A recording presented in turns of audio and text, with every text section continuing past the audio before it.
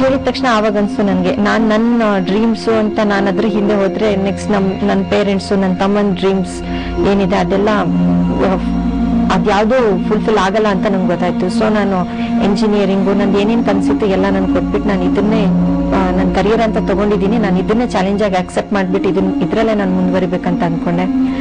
First year ಅಲ್ಲಿ courses ಒಂಥರ ಕಷ್ಟನೇ ಇರ್ತಿತ್ತು, ಆದ್ರೂ ಅಡ್ಜಸ್ಟ್ ಮಾಡ್ಕೊಂಡು ಅದನ್ನ ಸ್ಟಡಿ ಮಾಡ್ತಾ ಇದ್ದೆ. ನೆಕ್ಸ್ಟ್ ಬರ್ತಾ ಇದ್ದಂಗೆ ನಂಗೆ ಅದೇ ಸಬ್ಜೆಕ್ಟ್ ಅಲ್ಲಿ ನಂಗೆ ಇಂಟ್ರೆಸ್ಟ್ ಸ್ಟಾರ್ಟ್ ಆಯ್ತು. ನೆಕ್ಸ್ಟ್ ಇಂಟ್ರೆಸ್ಟ್ ಬರ್ತಿದ್ದಂಗೆ ನಮ್ದೆಲ್ಲ ಲೆಕ್ಚರರ್ಸಿಗೆ ಅಂದ್ರೆ ನಂಗೆ ಈ ಕೋರ್ಸಸ್ ಅಲ್ಲಿ ಇಷ್ಟ ಇದೆ ಅಂತ ಗೊತ್ತಾದ ತಕ್ಷಣ ಅವರು ಅಷ್ಟೇ ಅದೇ ರೀತಿ ರೆಸ್ಪಾಂಡ್ ಮಾಡಕ್ ಸ್ಟಾರ್ಟ್ ಮಾಡಿದ್ರು. ಎಲ್ಲಾ ಟೈಪಲ್ಲೂ ಅವ್ರು ಕೋಆಪರೇಟ್ ಮಾಡ್ತಿದ್ರು. ಎಸ್ಪೆಷಲಿ ನಮ್ದೆಲ್ಲಾ ಲೆಕ್ಚರರ್ಸು ಅಲ್ಲಿ ತುಂಬಾ ಚೆನ್ನಾಗೇ ಇರ್ತಿದ್ರು. ಯಾವುದೇ ಪ್ರಾಬ್ಲಮ್ ಆಗಿರ್ಲಿ, ಈವನ್ ನಮ್ ಫ್ಯಾಮಿಲಿ ಪ್ರಾಬ್ಲಮ್ಸ್ ಇದ್ರು ಅವ್ರು ಸಾಲ್ವ್ ಮಾಡಕ್ ಮುಂದೆ ಬರ್ತಿದ್ರು. ಅಷ್ಟ್ ಚೆನ್ನಾಗಿ ಎನ್ಕರೇಜ್ ಮಾಡ್ತಿದ್ರು ಅವರು.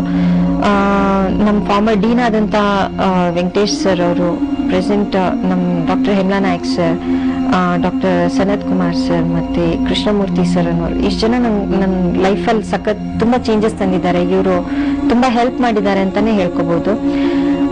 ನಾನು ಸೆಕೆಂಡ್ ಇಯರ್ ಅಲ್ಲಿ ಇದ್ದಾಗ ಏನೋ ಒಂಥರ ನಂದು ಆಕ್ಟಿವ್ ನೇಚರ್ ಅಂತಾನೆ ಹೇಳ್ಬೋದು. ನಾನು ಎಲ್ಲಾ ಇದ್ರಲ್ಲೂ ಫಂಕ್ಷನ್ಸ್ ಆಗ್ಲಿ ಏನೇ ಆಗಿರ್ಲಿ ಎಲ್ಲಾದ್ರಲ್ಲೂ ಕಾಂಪೀಟ್ ಮಾಡಕ್ ಹೋಗ್ತಿದ್ದೆ. ಮೇ ಬಿ ಅದೇ ನೋಡಕ್ ಆಗ್ತಿರ್ಲಿಲ್ವೇನೋ ನಮ್ ಊರಲ್ಲಿ ಸ್ವಲ್ಪ ಜನರಿಗೆ. ಸೊ ಅವ್ರು ನನ್ನ ಸ್ಟಡೀಸ್ನ ಮಧ್ಯದಲ್ಲೇ ನಿಲ್ಸಕ್ ನೋಡಿದ್ರು. ಅವಾಗ ನಾನು ಹೋಗ್ತಿದ್ದಂಗೆ ನನ್ನ ಹಿಂದೆ ಸ್ವಲ್ಪ ಜನರನ್ನ ಬಿಡೋದು, ಅಂದ್ರೆ ಫಾಲೋ ಮಾಡಕ್ ಬಿಡೋದು, ಹೀಗೆಲ್ಲ ಮಾಡ್ತಿದ್ರು. ತುಂಬಾ ಆವಾಗ ಸಖತ್ ಪ್ರಾಬ್ಲಮ್ ಆಗ್ತಿತ್ತು. ನಾನು ಹೆದರ್ಕೊಂಡು ಅಲ್ಲೇ ಮೂಡಿಗೆರೆಯಲ್ಲಿ ಇದ್ದಂತ ಒಂದು ಪೊಲೀಸ್ ಸ್ಟೇಷನ್ಗೆ ಹೋಗ್ಬಿಟ್ಟು ಕಂಪ್ಲೇಂಟ್ ಕೊಟ್ಟೆ. ಅಂದ್ರೆ ನಂಗೆ ಪ್ರಾಬ್ಲಮ್ ಆಗ್ತಿದೆ, ಈ ರೀತಿ ನಂಗೆ ತೊಂದರೆ ಕೊಡ್ತಿದ್ದಾರೆ. ಮನೆಗೆ ಕಾಲ್ ಮಾಡೋದು, ಬೈಯೋದು, ನಿಮ್ಮ ಮಗಳನ್ನ ಅಂದ್ರೆ ಕಾಲೇಜಿಗೆ ಕಳಿಸ್ಬೇಡಿ, ಇಲ್ಲೇ ಇರ್ಲಿ, ಮನೇಲೇ ಇರ್ಲಿ, ಆ ರೀತಿ ಎಲ್ಲ ತಿರ್ಗಾಡಬಾರ್ದು, ಹಾಗೆ ಹೀಗೆ ಅಂತೆಲ್ಲ ಏನೇನೋ ಹೇಳ್ತಿದ್ರು. ಅದನ್ನೆಲ್ಲ ನೋಡ್ಬಿಟ್ಟು ನಾನು ಹೋಗ್ಬಿಟ್ಟು ಪೊಲೀಸ್ ಸ್ಟೇಷನ್ ಅಲ್ಲಿ ಕಂಪ್ಲೇಂಟ್ ಕೊಟ್ಟೆ. ಅಂದ್ರೆ ನಂಗೆ ಈ ರೀತಿ ಪ್ರಾಬ್ಲಮ್ ಆಗ್ತಿದೆ ಅಂತ. ಸೊ ಅವರು ಇಲ್ಲಮ್ಮ, ನಿನ್ಗೇನಿದ್ರು ನಾವು ಪ್ರೊಟೆಕ್ಷನ್ ಕೊಡ್ತೀವಿ, ನೀನ್ ಹೆದರ್ಕೋಬೇಡ, ನೀನ್ ಆರಾಮಾಗಿ ಕಾಲೇಜಿಗೆ ಹೋಗು ಅಂದ್ರು. ಸೊ ನೆಕ್ಸ್ಟ್ ಆ ಒಂದು ಇನ್ಸಿಡೆಂಟ್ ಇನ್ನೂ ಒಂಥರ ನನ್ನ ಲೈಫನ್ನು ಚೇಂಜ್ ಮಾಡಕ್ ಅದೊಂದು ಇನ್ಸಿಡೆಂಟ್ ಕಾರಣ ಅಂತಾನೆ ಹೇಳ್ಬೋದು. ಬಿಕಾಸ್ ಅದೊಂದು ಆದ ತಕ್ಷಣ ನಂಗೆ ಅವಾಗ್ಲೇ ಒಂಥರ ಮನ್ಸಲ್ಲಿ ಒಂದು ಸ್ಟ್ರಾಂಗ್ ಡಿಟರ್ಮಿನೇಷನ್ ಬಂದ್ಬಿಟ್ಟಿತ್ತು. ಇನ್ನೇನಾದ್ರೂ ಆಗ್ಲಿ, ಯಾರ್ ಬೇಕಾದ್ರೂ ಮಧ್ಯ ಬರ್ಲಿ, ನಾನ್ ಮಾತ್ರ ನಿಲ್ಲಲ್ಲ ಅಂತ ಅನ್ಕೊಂಡು ನಾನು ಸೀರಿಯಸ್ ಆಗಿ ಈ ಸ್ಟಡೀಸ್ನ ನಾನು ತುಂಬಾ ಸೀರಿಯಸ್ ಆಗಿ ತಗೊಂಡೆ. ಅವಾಗ ತಗೊಂಡ್ಬಿಟ್ಟು ಅದೇ ರೀತಿ ಹಾರ್ಡ್ ವರ್ಕ್ ಮಾಡಿ ನಾನಿವತ್ತು BSc ಹಾರ್ಟಿಕಲ್ಚರ್ ಅಲ್ಲಿ whole university, horticulture university in ಕರ್ನಾಟಕದಲ್ಲಿ ನಾನು ಟಾಪರ್ ಆಗಿಬಿಟ್ಟು 15 ಗೋಲ್ಡ್ ಮೆಡಲ್ಸ್ ತಗೊಂಡಿದ್ದೀನಿ.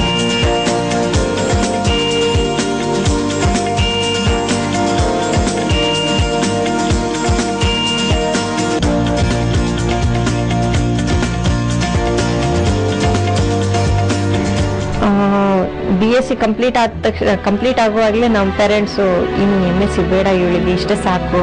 ಯಾಕಂದ್ರೆ ಫ್ಯಾಮಿಲಿ ಪ್ರಾಬ್ಲಮ್ ಕಂಡೀಷನ್ ಅದೇ ರೀತಿ ಇತ್ತು. ಇಲ್ಲ, ಇಲ್ಲಿಗೆ ಸಾಕು, ಇನ್ನು ಇವಳು ಓದೋದು ಬೇಡ ಅಂತ ಅಂದ್ಬಿಟ್ಟಿದ್ರು. ನಾನು ಅದನ್ನ ಹೋಗಿ ನಮ್ಮ ಲೆಕ್ಚರರ್ ಆದಂತ ಹೇಮಲಾ ನಾಯಕ್ ಸರ್ ಅವ್ರಿಗೆ ಹೇಳಿದೆ, ಸರ್ ಈ ರೀತಿ ಹೇಳ್ತಿದ್ದಾರೆ ಮನೆಯಲ್ಲಿ, ನಂಗೆ ಓದೋದು ಬಿಡಲ್ಲ ಅಂತೆ, ಏನ್ ಮಾಡೋದು ನಾನು ಅಂದಾಗ ಅವರು, ಇಲ್ಲ ನಿಮ್ಮ ಪೇರೆಂಟ್ಸನ್ನು ಕರ್ಕೊಂಡು ಬಾ, ನಾನು ಅವ್ರನ್ನ ಒಪ್ಪಿಸ್ತೀನಿ, ಅವ್ರ ಕೈಲಾಗ್ಲಿಲ್ಲ ಅಂದ್ರೆ ನಾನೇ ನಿನ್ನನ್ನು ಓದಿಸ್ತೀನಿ ಅಂತ ಹೇಳಿದ್ರು. ಅದನ್ನ ಹೋಗ್ಬಿಟ್ಟು ಮತ್ತೆ ಮನೇಲೆಲ್ಲ ಹೇಳಿದಾಗ ಅವರು ಫೈನಲಿ ಕನ್ವಿನ್ಸ್ ಆದ್ರು. ಇವತ್ತು ನಾನು MSc ಮಾಡ್ತಿದ್ದೀನಿ ಅಂದ್ರೆ it's just because of Hemala Nayak sir ಅಂತಾನೆ ಹೇಳ್ಬೋದು. ಅವ್ರ ಕಂಟಿನ್ಯೂಸ್ ಸಪೋರ್ಟ್ ಇರೋದ್ರಿಂದಾನೇ ನಾನು ಇವತ್ತಿದ್ದೀನಿ.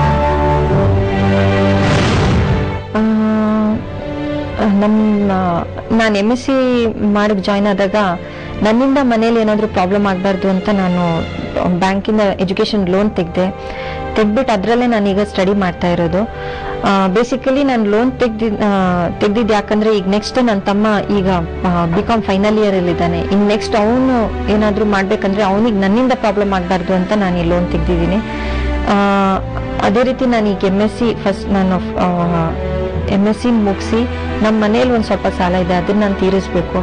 ನೆಕ್ಸ್ಟ್ ನನ್ನ ತಮ್ಮ ಏನ್ ಮಾಡ್ಬೇಕಂತಿದ್ದಾನೆ ಅವನಿಗೆ ಅದನ್ನ ನಾನು ಮಾಡಿಸ್ತೀನಿ. ಹೇಗಿದ್ರು ನನ್ನ ಪೇರೆಂಟ್ಸ್ ಮೊದಲು ಪಟ್ಟಂತ ಕಷ್ಟನ ಇನ್ನವ್ರ ಲೈಫಲ್ಲಿ ನೋಡಬಾರ್ದು ಅಂತ ಅನ್ಕೊಂಡಿದ್ದೀನಿ. ಅದೇ ರೀತಿ ನಾನು ವರ್ಕ್ ಮಾಡ್ತೀನಿ. ಇದಾದ್ಮೇಲೆ ನಾನು ಇದೇ ಫೀಲ್ಡ್ ಅಲ್ಲಿ ಇದ್ದು ನೆಕ್ಸ್ಟ್ ಏನಾದ್ರು ಹಾರ್ಟಿಕಲ್ಚರ್ ಫೀಲ್ಡ್ ಅಲ್ಲಿ ಏನಾದ್ರು ಕಂಟ್ರಿಗೆ ಏನಾದ್ರು ಕಾಂಟ್ರಿಬ್ಯೂಟ್ ಮಾಡ್ಬೇಕಂತ ಅನ್ಕೊಂಡಿದೀನಿ. ಅಂಡ್ ಒನ್ ಮೋರ್ ಥಿಂಗ್, ಎಷ್ಟೋ ಹುಡುಗಿಯರು ಮಧ್ಯದಲ್ಲಿ ಎಜುಕೇಶನ್ ಅನ್ನ ನಿಲ್ಲಿಸ್ಬಿಡ್ತಾರೆ. ಇದೇ ಎಷ್ಟೋ ಪ್ರಾಬ್ಲಮ್ಸ್ ಇರುತ್ತೆ. ಮೇ ಬಿ ಫ್ಯಾಮಿಲಿ ಪ್ರಾಬ್ಲಮ್ಸ್ ಇರ್ಬೋದು, ಇಲ್ಲ ನಮ್ಮೂರ ಅಂದ್ರೆ ಕಮ್ಯುನಿಟಿ ಪ್ರಾಬ್ಲಮ್ಸ್ ಇರ್ಬೋದು, ಇಲ್ಲ ಅಂದ್ರೆ ಯಾರೋ ಹೇಳಿದ್ರು ಓದ್ಬಾರ್ದು ಹಾಗೆ ಹೀಗೆ ಅಂತ ಬಿಡಿಸ್ಬಿಡ್ತಾರೆ. ಅದೆಲ್ಲ ಎಫೆಕ್ಟೇ ಮಾಡಲ್ಲ ಅಂತ ಹೇಳ್ಬೋದು. ಬಿಕಾಸ್ ಎಷ್ಟೋ ಜನ ನನ್ ಗಡ್ಡ ಹಾಕಕ್ ಬಂದ್ರು, ಓದ್ಲೇಬಾರ್ದು ಇವಳು, ಮುಂದೆ ಹೋಗ್ಬಾರ್ದು ಅಂತ. ಇವಾಗ ಅಂತವ್ರ ಮನೆಗ್ ಬಂದ್ಬಿಟ್ಟು ಕಂಗ್ರ್ಯಾಚುಲೇಷನ್ಸ್ ಹಾಗೆ ಹೀಗೆ ಅಂತೆಲ್ಲ ಹೇಳ್ತಾರೆ ಅವರು. ಈ ಸಿಚುವೇಶನ್ ಇವತ್ತು ಏನ್ ನನ್ಗೇನಾಗಿದೆ ಅದೇ ರೀತಿ ಅವ್ರ ಲೈಫಲ್ಲೂ ಮೇ ಬಿ ಆ ದಿನ ಬರ್ಬೋದೇನೋ. ಅವರಲ್ಲಿರುವಂತ ಯಾವ ಕ್ವಾಲಿಟೀಸ್ ಇದೆ, ಅವರಲ್ಲಿರುವಂತ ಒಂದು ಅವ್ರು ಯಾವ ಫೀಲ್ಡ್ ಅಲ್ಲಿ ಇದ್ದಾರೆ, ಅಂದ್ರೆ ಯಾವ ಕ್ವಾಲಿಟೀಸು, ಯಾವ ಸ್ಪೆಷಾಲಿಟೀಸ್ ಏನಿದೆ, ಯಾವ ಫೀಲ್ಡರ್ ಅವರು ಚೆನ್ನಾಗಿದ್ದಾರೆ ಅದನ್ನ ಐಡೆಂಟಿಫೈ ಮಾಡಿಬಿಟ್ಟು ಅದ್ರಲ್ಲಿ ಅವ್ರು ಮುಂದುವರೆದ್ರೆ ಒಳ್ಳೇದು ಅಂತ ಹೇಳಕ್ ಇಷ್ಟಪಡ್ತೀನಿ ನಾನು. ಈಗ ಬರೀ ಸ್ಟಡೀಸ್ ಮಾತ್ರ ಅಲ್ಲ, ಸ್ಪೋರ್ಟ್ಸ್ ಇರುತ್ತೆ, ಸಿಂಗಿಂಗು ಇಲ್ಲ ಡಾನ್ಸಿಂಗ್, ತುಂಬಾ ತುಂಬಾ ಫೀಲ್ಡ್ಸ್ ಇದೆ. ತುಂಬಾ ಅಂದ್ರೆ ತುಂಬಾ ಅಪರ್ಚುನಿಟೀಸ್ ಇರುತ್ತೆ ಲೈಫಲ್ಲಿ. ಎಷ್ಟೋ ಫೀಲ್ಡ್ಸ್ ಅಲ್ಲಿ ನಾವು ತುಂಬಾ ಚೆನ್ನಾಗಿರ್ತೀವಿ.